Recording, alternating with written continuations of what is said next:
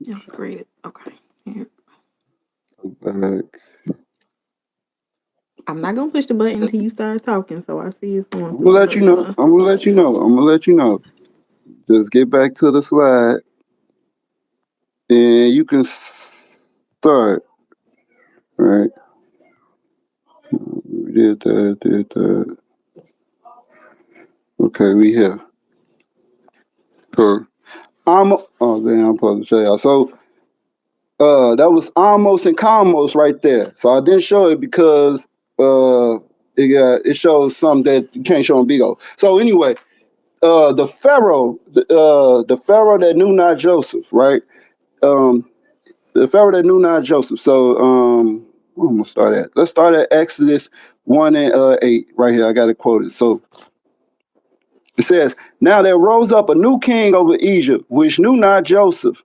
And he said unto his people, Behold, the people of the children of Israel are more mightier than we. Come on, let us deal wisely with them, lest they multiply. And it come to pass that when they fall out of any war, they shall join with our enemies and fight against us. So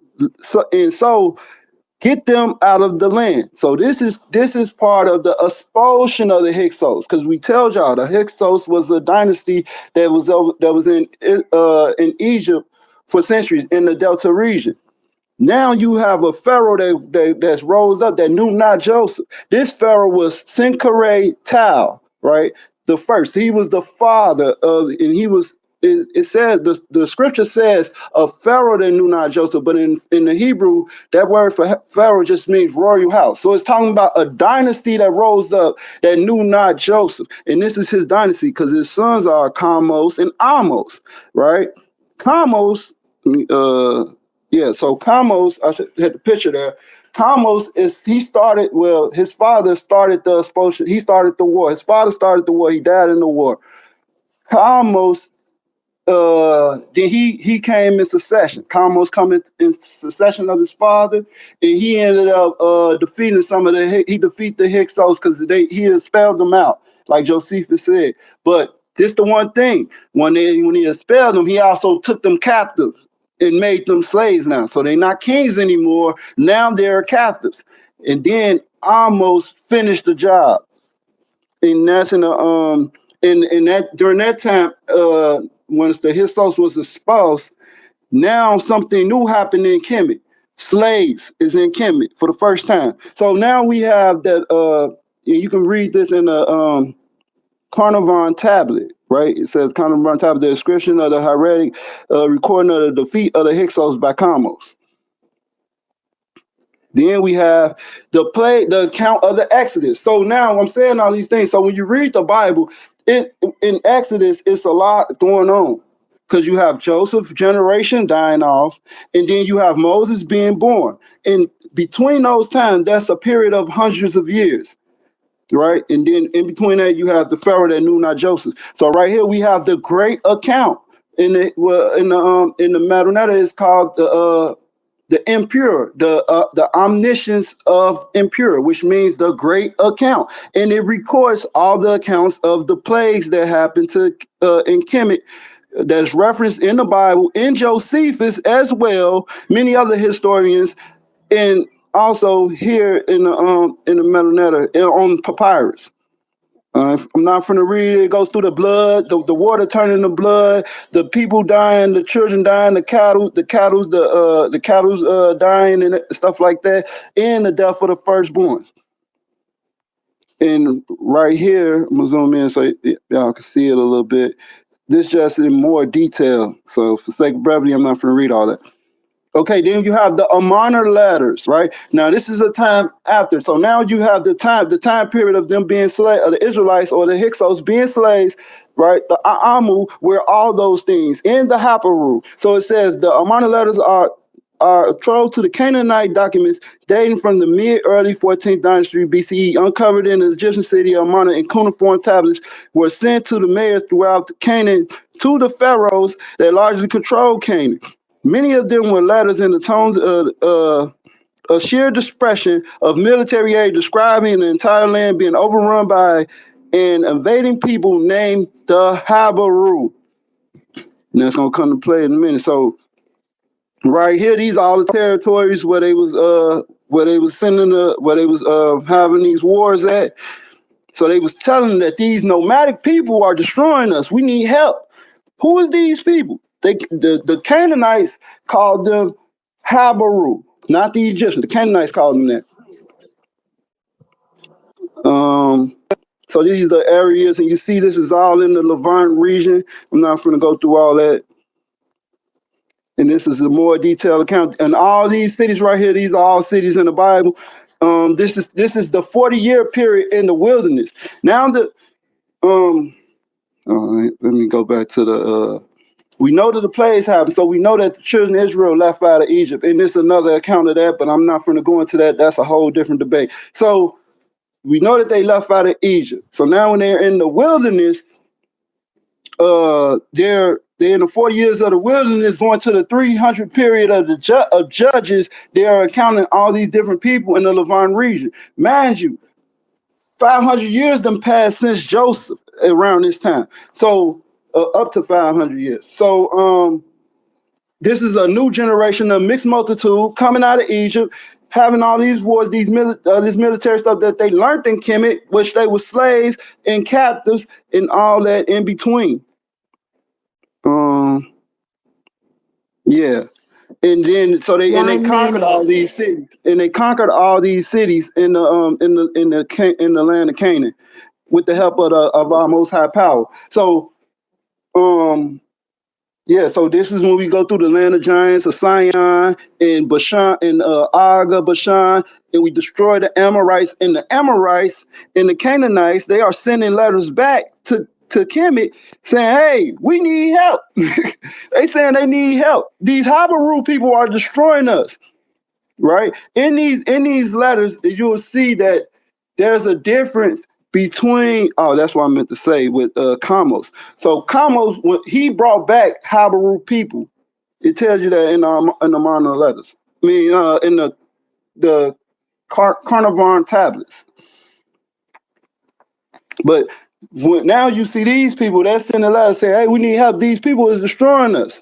Send aid, right?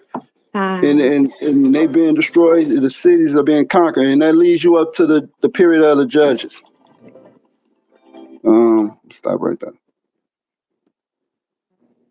Good job. Need 10 minutes. Yeah, you are beautiful. It's a lot of information. It is. Y'all gotta look up them tablets yourself. Yeah, absolutely. We're about to go over to Humble for. Wait, hold on. Yeah. I have walked away the phone because real life be happening. But sir, we are having an event, and I need that spot for Humble. What? Stole my seat. I didn't even know I was off the panel. I appreciate you wanting to sit with us, though. I appreciate it. We're about to go to you, Humble, for the rebuttal. Kiss Happiness, you can let them know when you're ready. All right. All right. So, I'm ready when you are. Brother started out talking about Amos and Camos. He said that these were Joseph's sons. And I don't know where he got that information from, but when you read the Bible, Joseph's sons' names are clearly Ephraim and Manasseh. I don't know if he had 2 extra sons. I don't know if the Bible just didn't make no mention of his extra sons. But I know when you read the Bible in Genesis 48, it speaks of Ephraim and Manasseh being Joseph's sons.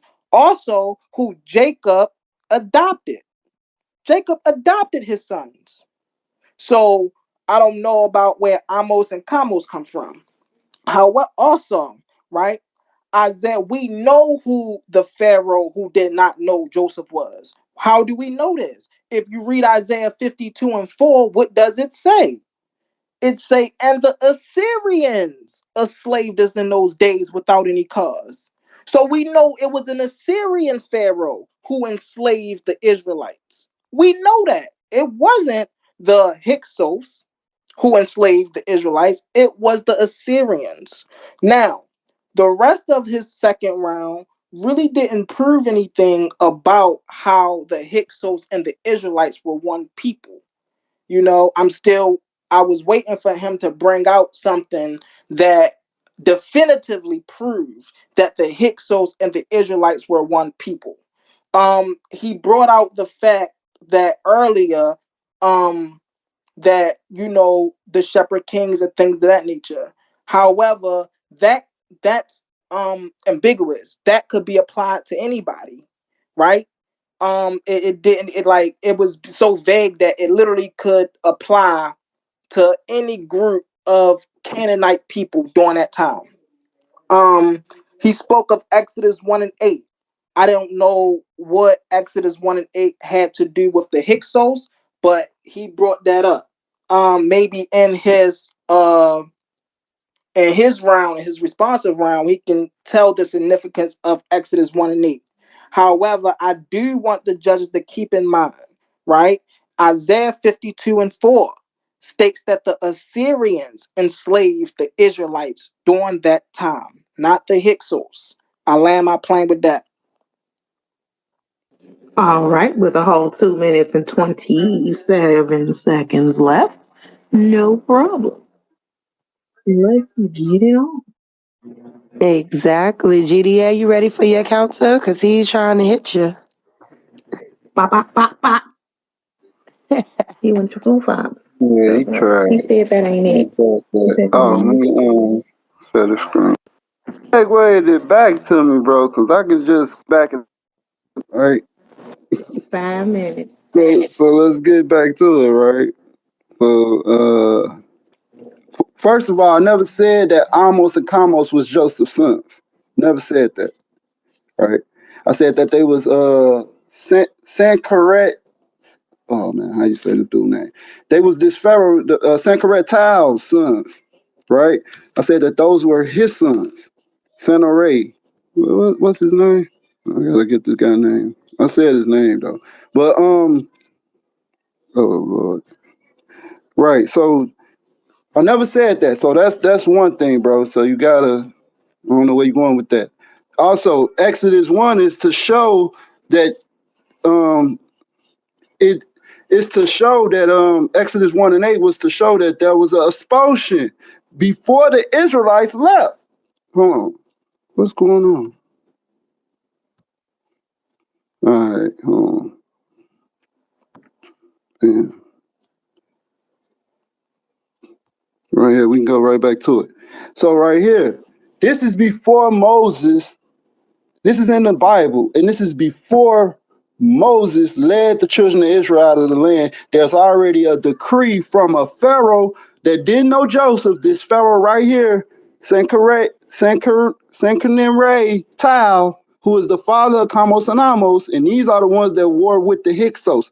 So ironically, right? But they're not the same people. They told and these same people got the Hyksos out of the land, but they told them, according to Josephus, they let them go freely and then attacked them. Then they attacked them afterwards. That's in the Josephus. You have to read it. So right here, but the point was this: so get them up out of the land. Now this is, like I said, this is before the plagues. This is before Moses led the children of Israel out of Egypt. So who are they getting up out of the land? The children of Israel, who are called the foreigners or the Amu, who are part of that mixed multitude who grew up with the Hyksos and with the Nubians as well. Right? So yeah, so there. And Josephus, you mentioned something about Josephus. It's plaguing my mind right now. I'm sorry for that. But so anyway, so I was taking you, I'm walking you down. I'm walking you through the Exodus. I'm taking you from Avarius. I'm taking you from Israel, from the land of Canaan to Kemet, in Avarius, to Canaan again. And that's what I just did when I showed these Amarna letters, and you also had the Monolith stele and also the dream stele, which shows that one of the Pharaoh's sons died. right? And it's more artifacts, it's more stuff as well pertaining to ancient Kemet. They recorded everything, right? They even recorded the brickwork that the children of Israel had to do in the servitude. Let me get that real quick. Show y'all.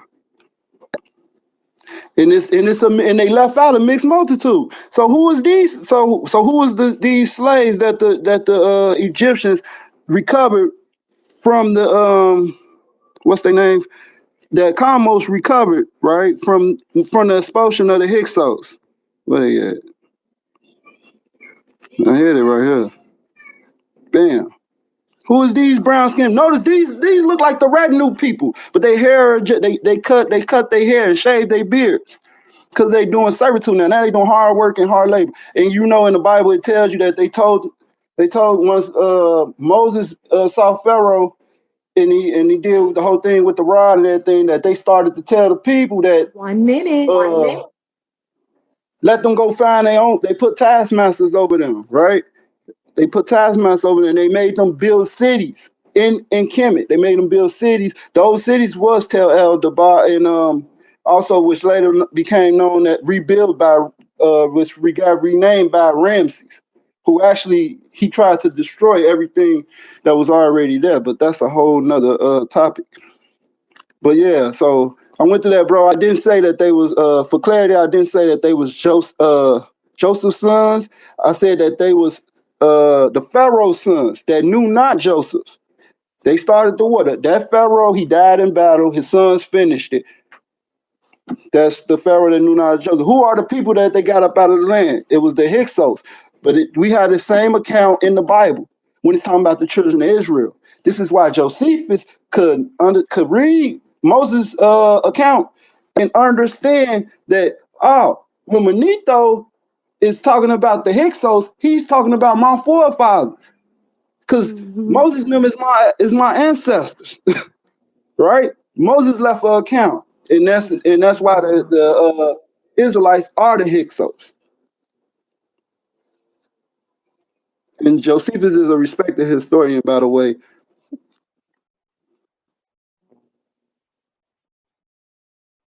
Mm-hmm. Okay. I mean, I'm just like time. Thank you for your rebuttal. Counter rebuttal. So, Issa, where you at, girl? Where you at? Oh, so we just moving right along with this nice little debate we got going on around here. Dual concepts and debate by call society has brought this to you tonight. Oh my goodness.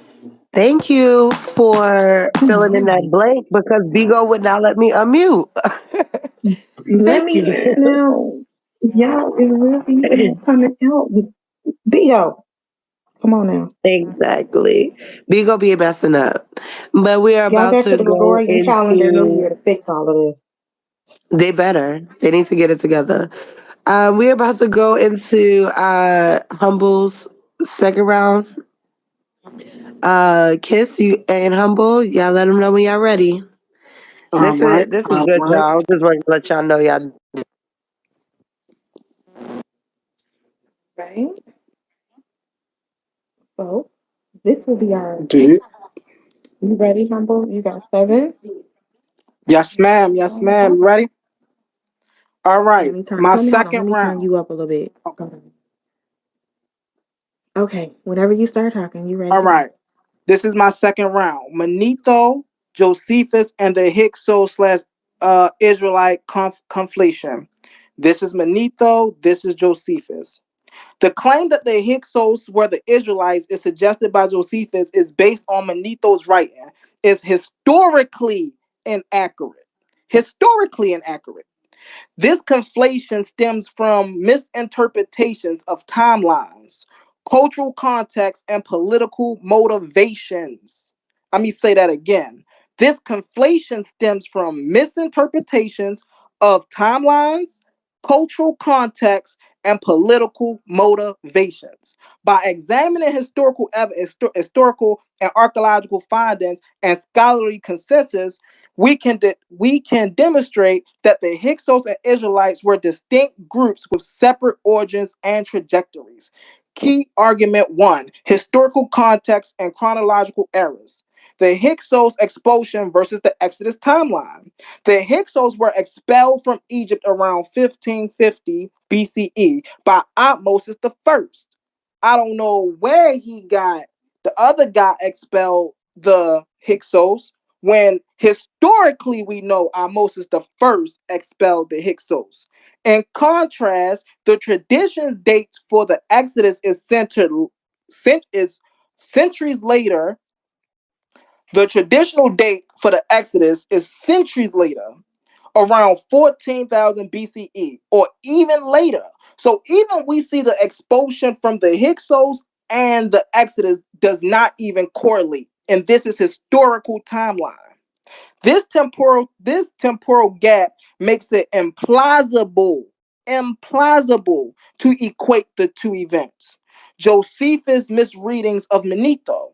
Josephus, a 1st century CE historian, misinterpreted Manetho's account to align with his agenda.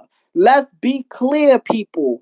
Josephus, when he was talking about his people, the Israelites, and he was conflating them with the Hyksos, he was doing this with an agenda of elevating Jewish antiquity. He claimed that the Hyksos were captive shepherds, a term not supported by Manetho's original description of them.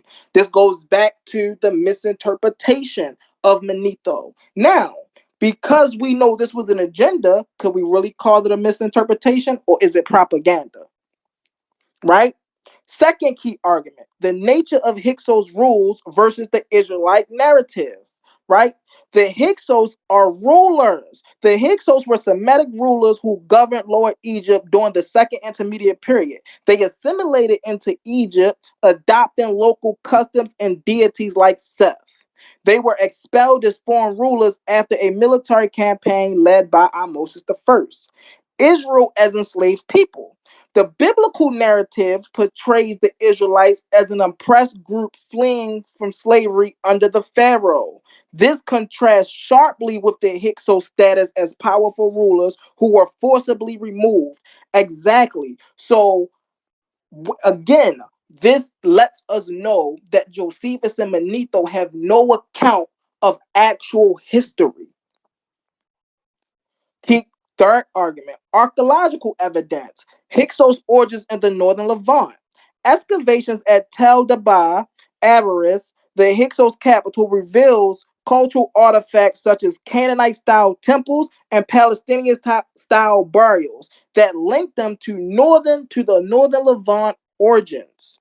Pottery analysis further supports their connections to regions like Syria or Lebanon, rather than the southern Levantine pastoralist cultures associated with Israelites. So even when you look at their pottery, even when you look at how they built their homes, you can see that it's not the same as the Israelites built their stuff.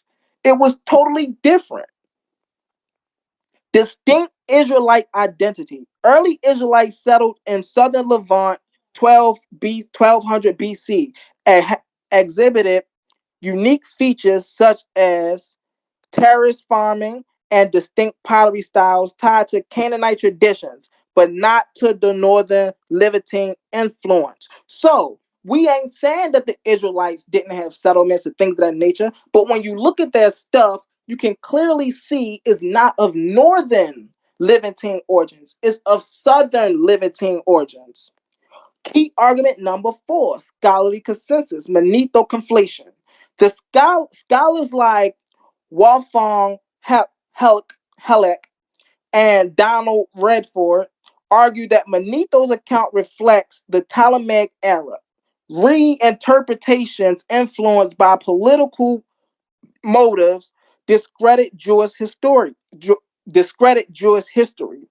Assyrians dominant, mentioned in Manetho's narratives, occur millennium too early. further undermining its reliability. So this goes back to, if Manetho was getting whoever Manetho was getting his information from, we know that couldn't have been accurate, because he wouldn't have wrote so many inaccuracies in his books. Separate traditions. Modern scholars agree that while the Israelites may have drawn traditions about the Hyksos, I would like to get my grace prayer, please. While the Israelites may have drawn on traditions about the Hyksos expulsions to shape their Exodus narrative, there are distinct historical events with no direct connection. Conclusion: the Hyksos and the Israelites are historically and culturally distinct groups. The Hyksos, and so these are my sources. If y'all want to see where we get this, the Biblical Archaeology Society, Hanover College of History, the Torah.com, Jewish Virtual Library. And I land my plane with that. Did you just ask me for an extra minute and didn't even use the last minute that you had? You stop. Wait, I thought that was the minute. No, oh, no. I don't want to end. I thought it was up. I apologize. No. I thought you. All right. Oh my gosh. And you were like, I'm not done. 45. Bruh.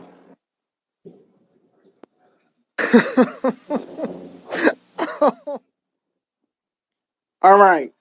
So the Bible does not You got a minute and 30 explicitly. Okay. The Bible does not explicitly mention the Hyksos during the time of the Israelite oppression. Instead, focuses on the Israelites suffering under Egyptian rulers, which were characterized by slavery and hardship. This absence indicates that the biblical narrative does not serve as a reliable account of who the Hyksos were or their role in Egypt. Argument 2, the historical accounts from Egyptian sources. 1 minute left. Manetho's writings, while later quoted by Josephus, reflect Egyptian perspectives that often demonize foreign rulers, suggesting bias rather than an accurate historical account of the Hyksos' identity and actions. All right, I'm done there, y'all. Yeah, you're absolutely just so wonderful. I apologize. My part. Just I'll take that word. That was wonderful, Humble. We're about to go to Juliet for the rebuttal. Yes, let them know when you're ready. girl. Y'all gonna stop playing with me in my time, okay? No, I'm just playing. All right. Capone, whenever you're ready, you have it for your. Okay, the brother said that. Yeah, the brother said that the Israelites is nowhere on the king's list. Well, you got a problem there, but we're gonna touch on that, right? You also mentioned the findings in Tel El Daba, or what they renamed as Tel El Yehuda, meaning the Mount of Israel, because of all the artifacts that they found there. They found it of the Levant area of that area, because when the children of Israel came into Kemet, or when the Hyksos came into Kemet, what they would have known them as people from the land of Canaan, or Canaanites. That's the name they would have had. They would have known them as, but they called them Habiru, as foreigners, shepherds. They had a lot of names, kind of like how the black people of today, we was called blacks, we was called educated niggas, we was called Negroes, we was called the N-word. You know what I'm saying? I'm not finna say it because I know y'all recording, but y'all get what I'm saying. So let's go to right here, right? So we have this Jacob Har scab, the Yakar Har scab in Scarab. And this is a scarab seal for a king that it was found in the land of Canaan. And this is from a Hyksos ruler that's Manetho named on the Hyksos list, right? On the king's list. And then it's also backed by the turn list. I'm gonna find it. I had a turn list somewhere right here. I'll pull it up if I don't. So we have Sauces. Now Joseph's name, he was the governor of Egypt, or the co-region of Egypt. The word governor, because Manetho is writing this in the Greek, he's transcribing it in the Greek. That word is Sauces, or Sauces, which in the Hebrew is Shatiyah, right? So it's the same derivative. It means governor, right? So right here you have 4 seals. You have the Joseph seals, and you have the Sauces seals. He was the first king, and then you have Jacob, the Yakub seal, Yakub Har. Then you have the Benon and the Shimon, Benjamin and Simeon. These are also Joseph's brothers and children of Israel, right? You also have one that's called the Sakar, and they relate that to Issachar. And I got that. It's from an article. I'll show y'all the article. It's from the what's this called? Smithsonian. It's from the museum. What I want to go to. We went on there. We touched on Tel. So the pottery, and so so they'll be called Canaanites. So I had something pulled up. Let me see. Right here. So you said they come from the southern Levant and not the northern Levant. Well, Jacob dwelled in the southern Levant region. Oh, come on. What's going on? Right here. So I had a picture. Y'all, let me zoom in for y'all. I think my screen froze. So right here, you see Jacob was in Bathsheba. See, this is southern Levant. This is not northern Canaan. This is the southern region. So what I'm saying is, brother, you're making my point. You already didn't prove that the Hyksos left out a mixed multitude. You already went to Manetho at first, and now you're trying to refute Manetho like he's not honored in Egyptology today. But you say that other scholars don't say that. That's you saying that, right? You refuting Manetho's work, which that's just crazy. Like that's crazy. But anyway. But Manetho said that these whole, and you said that they wasn't an ethnic group. 1 minute. This whole people was called Hyksos. So that's the whole people. That's the whole people group. And they left out a mixed multitude. They left out mingled with the Egyptians, mingled with the Nubians, right? Because they was Semitic people, and they ruled in Kemet. And right here, I just wanted to point out that this is the southern region of the Levant area, Bathsheba, right here, where it says where the sea is. Just wanted to show y'all that. And the kings list. So let me pull up let me get that grace period. Let me show y'all the Turin kings list. I have it on here. The Turin kings list. Oh, there you go. So here you go right here. Let me just pull it up on the wiki. Oh Lord, my phone is just 1 minute. So this is the list contents of the papyrus. I'm just want to show y'all the names. The Hyksos. What are you at? This ain't the one. I gotta find it. I'll pull it up in my last round. Hopefully I can get through it. 1 minute. What names is it? See, you going through 31 dynasties.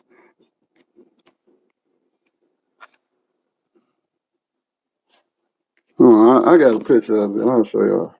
But yeah, it's in the Turns Kings list.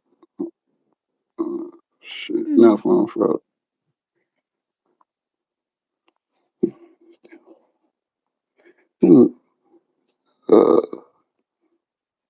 I got this damn list. I got this Kings list, but it has Jacob's name. It has I got the extra minute, right? Bruh. All right, it's cool. But it's the turn. Did you give it to me or not? No, go ahead. Go ahead. It's cool. It's cool. Okay, come on. My phone. Yeah, My bad. coming at my timekeeping skills. Y'all gonna stop? Anyway, we're going over to Humble for his counter. And we're going to start in. Go ahead, kids. Humble. I'm ready when you are, sis. All right. Before I begin, I do just want to point out that the brother proved my point when he said Jacob dwelt in the southern Levant, right? I've been saying that since the beginning of the debate. The Israelites originated in the southern Levant. They did not originate in the northern Levant, like the Hyksos. They were in the northern Levant, right? So here is a map that show you the kingdom of Israel, the kingdom of all of the red, the blue, the pink, and the red. That's the southern Levant. Babylos, Sidon, Tigris, Sizu. That's the northern Levant. That's where they would have been. They would not have been in the southern region.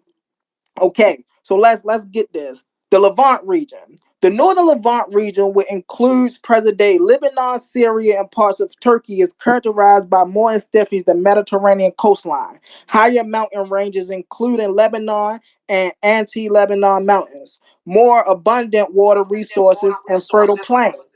In contrast, the southern Levant encompassed modern-day Israel, which we already know, Palestine, Jordan, the Sinai Peninsula. A more diverse landscape, including coastal plains, mountains, and desert areas. A prominent Jordan Rift Valley, a transition from the Mediterranean climate in the west and arid regions in the east. Cultural and historical distinctions from the northern and the southern. The northern Levant, historically associated with the ancient civilizations like Phoenicians, developed major coastal cities such as Tigris and Sidon, played crucial roles in maritime trade. So, as we see here, there are distinct differences from the northern Levant region and the southern Levant region. It clearly shows us that the people from the north are not the same people from the south. Okay. Just because two people are Semitic does not mean they are the same people. Two groups can be Semitic and still be distinct. The term Semitic refers to a family of languages that the people who speak them, including diverse groups like Arabs, Hebrews, and Assyrians, these groups have unique histories, cultures, and identities despite sharing linguistic roots. For instance, the Hyksos and Israelites are both Semitic, but different significantly in their historical context and social roles in ancient Egypt. Thus, being Semitic does not imply identical culture or ethnic identities. I also wanted to do this real fast. Hold on one second. Did I not?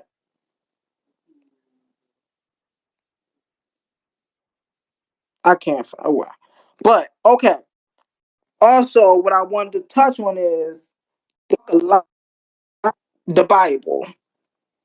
And we have to realize, right, that these accounts, right, cannot be taken firsthand. When we talk about Josephus, when we talk about Manetho, when we talk about the Bible, these are not firsthand accounts. Actually, it's like they playing telephone, right? So Manetho got this information from somewhere, and then years later, Josephus got this information from somewhere, and then years later, some other people got this information from somewhere. So it's like playing telephone.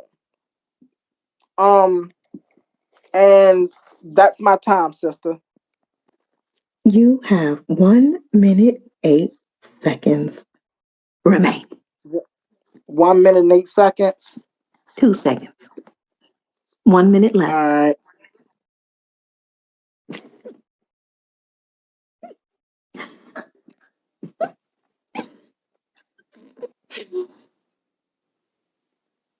So I'm gonna go back to my second round because I didn't get to finish all of that, which there's some important information. All right. The Hyksos ruled as pharaohs and were integrated into Egyptian society, while biblical accounts depict Israelites in a position of subjugation further highlights their distinct identities, right? The biblical narrative present Israelites as enslaved people, whereas the Hyksos were rulers during their time in Egypt, right? So even in history, we see that these two, like, it don't get no plainer than this. These two people are not the same. No matter how we try to conflate it, no matter how we try to overlap the timelines, these two people, they don't even show up in the same timelines. So that's furthermore account that these two people, the Hyksos and the Israelites, are not the same people. I land with that, sister. Beautifully said. Beautifully said. The both of y'all did a great job on this second round, and that concludes the second round.